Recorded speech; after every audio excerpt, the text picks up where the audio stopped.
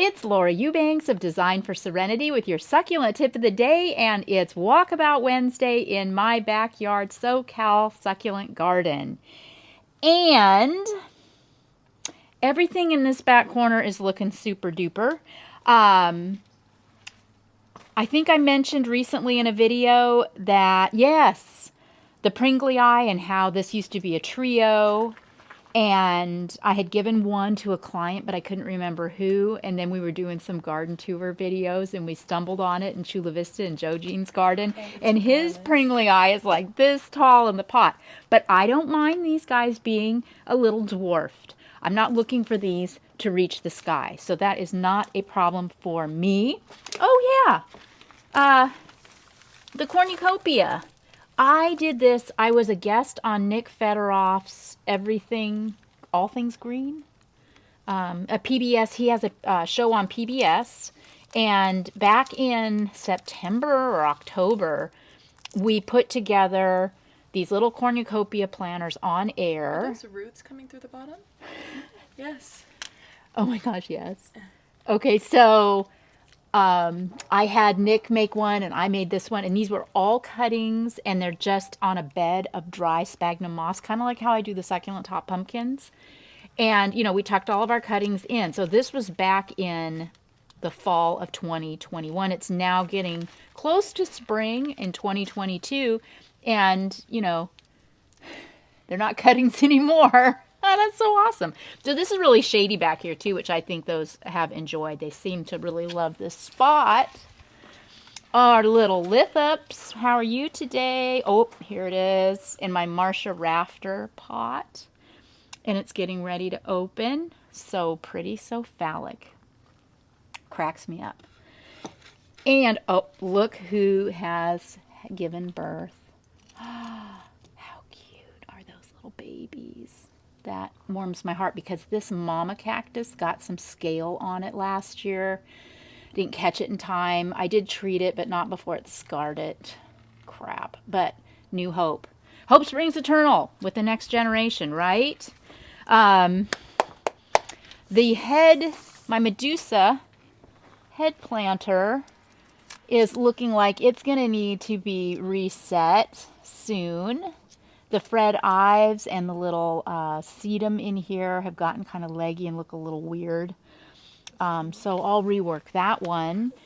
And this one, this Aluaudia procera cutting that I put in this, has rooted. But yeah, it did leaf out, but this is a really shallow pot. And this has just not gotten enough water. So if I give it a good dose of water, within a week or so, that should leaf out really beautifully. We moved the giant cutting of blue flame. We are going to break ground next week on an installation in Poway, and I want to introduce this plant into her landscape. So I am moving it from sun to shade to acclimate it in the hopes that it doesn't sunburn or scar when we finally put it into the landscape. The Brugmansia has gone off in all her glory. She is looking absolutely great. Remember back in 2020 during lockdown when the branch broke off into the pond and I had to cut it down to a nub? Yeah, I hardly remember either. So cute with the plicatella. Yeah, and then over there with the plicatillus, all those bells. Oh gosh, just the garden is just magic every season of the year. I mean, there is never a time when there isn't something in a succulent garden to be celebrated. Am I right? And the bougainvillea, I did a little clipping yesterday on the branches that were heading over the wall, because my goal, what I've been trying to achieve for the last decade with this plant, is kind of like what's happening over there with the Barbara Karsh variety, is I want the flowers to kind of lay on top of the wall. And, you know, I'm happy to support some growth against the wall, but I mostly want to see branching, and then I want all of my understory plants to raise up to meet it. One of you suggested Ficus repens or creeping fig, which is brilliant, and I have tried it numerous times, but it is crack to the gophers, and I have not been able to sustain it for longer than a couple of weeks. So, plan B here. Oh my gosh. This is where, with the crassulas, they're so beautiful and the blooms really hang on for a long time, 2 or 3 months, but now we're getting to the point where they're almost done, and this is where the hate part of the love-hate relationship comes in. Because I gotta get out here. These don't fall off, so I have to come out here and deadhead all of my crassulas, which will be a day's work faux show. I pulled out that, remember last week, I believe it was, we pulled out that aloe, and I reset some sunburst aeoniums. Those were left over from a project, and they came home in the back of Hannah's truck on the 5. They struggled. Yeah, I mean, the wind was whipping them, and they look a little sad. But they will come out of it and be super happy in that sheltered space in the garden. The topsy-turvies are looking super duper. Oh, yes, and my Susan Ock, my beautiful, beautiful Susan Ock. I tried to do a kind of a full tapestry type look in this pot back in I think this was late summer, early fall last year. And Susan's pots deserve to be the show, not the plants. So I don't like this. I'm not happy with it. It was really cute. Yeah, okay. Hannah says it was really cute, and I guess it was, but it's starting to run amok. I mean, this euphorbia is interesting, but I don't know that it's interesting enough to just have it in the pot. I think what I'm going to do is rehome all these beautiful succulents and wait for a really special specimen that I can showcase in this pot. And, oh, yes, and my little phallus. Every garden needs one, friends. Back. And it has a little weed, Han. Let me get that out of there. Just absolutely cannot have that. Oh, there we go. Super cute. That was a pup that I took off of this mother in the Susan Ock pot. And that's just fun. And my crew made Greg and I this beautiful wall vertical planter. It has also, it's ready. It's ready to be reworked. And one of the rainstorms. Yeah, and one of the storms knocked it off the wall, and we lost one of the pots because this is lighted. It's spectacular. It's just a beautiful piece. And this will be another project within the next couple of weeks that I'll work on, just fluffing that up, and I'll take you along for the ride on that. A lot of people say, oh, well, verticals are too much work and blah, blah, blah. I don't think so. I mean, they don't require that much if you just stay on top of it, and it's really fun to take and, tuck cuttings back into the sphagnum moss. I don't mind it at all. What do we got back here, Hannah? I cut back the Eden Climbing Roses a few weeks ago. And I was a little late, and I hope I wasn't too late. I do see some new growth. See, this is, if I plan on getting a flush of flowers in May, this needs to take off. I'm not going to get any flowers off of last year's growth. So I hope, like I said, that I didn't prune them back too late in the season. Time will tell. Last year I got a spectacular bloom out of these. And the wisteria is very, very close. She is, I'd say what, Hannah, like 8 centimeters dilated? Yeah. All of those, if you can see them, those really pregnant blossoms, buds, I guess you'd call it, are going to be the most gorgeous flowers very, very soon. And the old lemon tree, we'll see. Still a wait and see. I did add more fertilizer at your suggestion. I am also going to do the chelated iron treatment that you all suggested, the foliar spray. I will get on that. And I need to order some more espoma because I used all of it, Robin. Robin gave me some espoma to try, and it really worked magic on this. Here's some plants that we've curated for that Poway project that's coming up. We've got them all set over here in the shade, just waiting for them to go on stage.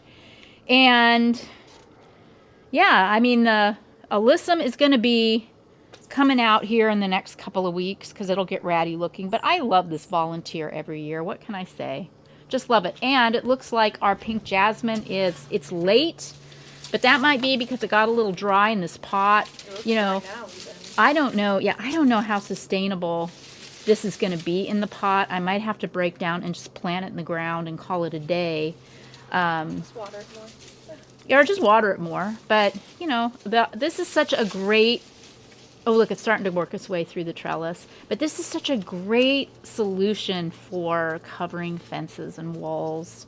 But normally it blooms out the first part of February, so it's definitely late. Let's go to the front. Oh yeah, let's go take a look at the front.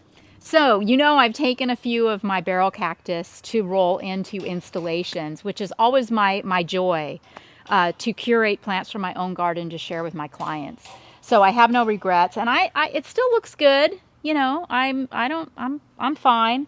And these aeoniums, they are absolutely in their glory right now. And even these ones that have bloomed out, I'm not quite ready to cut these yet because they're not done and the bees just love it. I'm going to let this ride for as long as the bees are enjoying these blooms. But when it does come time to cut them, you're not even going to be able to see the cuts. I mean, there is just so much happening here. Every year I say, this is it. I'm going to get rid of them because in the summer they're not going to look very good. But my gosh, they just defy my expectations every winter. This is just like a boat. Oh, aeonium, isn't it? It's just huge. And I haven't done anything. I rarely water.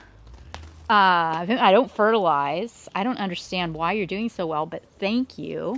The Aluaudia procera, this one out here, I let it go wild at the bottom because it's lots of fun. But, you know, when these branches start moving their way into the driveway or into the walk path, I just cut them off. It's fine. There will be more branches.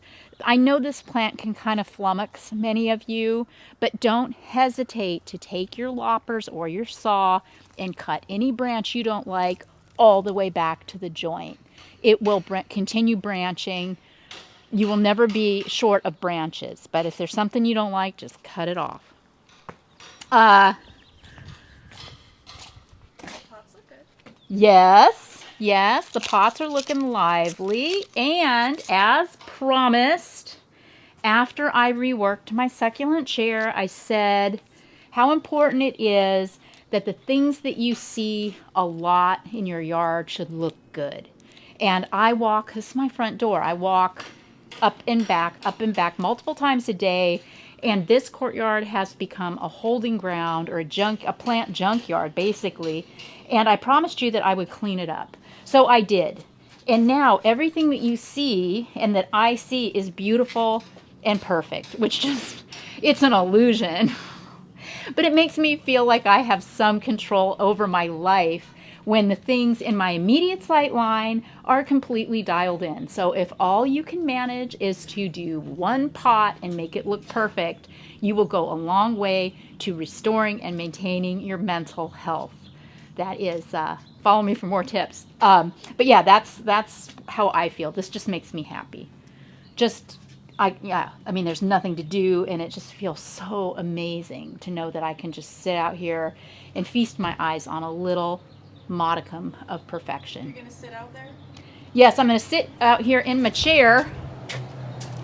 Just kidding. No, not going to sit, but just gaze. I guess I could bring a chair out if I wanted to, and I just might. Ah, love it. I wonder if this aloe is ever going to bloom. It never has yet. I don't think it's happy. I mean, I upplanted it into a bigger pot, but I still don't. Well, it used to be over there. And this does get, not necessarily this time of year, but in the summer it's going to get hammered. And if it's not happy, I will move it into the ground. This may be one that just needs to be in the ground. Who knows? Okay, well, that's my story. I'm sticking with it. This has been Walkabout Wednesday. I love you guys so much. I have had so much fun over the past couple of weeks going on my little garden tours, checking in on all my projects, pre-maintenance, and bringing you along to show you how the gardens have grown over the last months or year. It's such an important part of the process that I haven't always taken you on. So I'm just super stoked to be able to do that. This has been Laura Eubanks of Design for Serenity with Walkabout Wednesday and your succulent tip of the day. Bye, guys.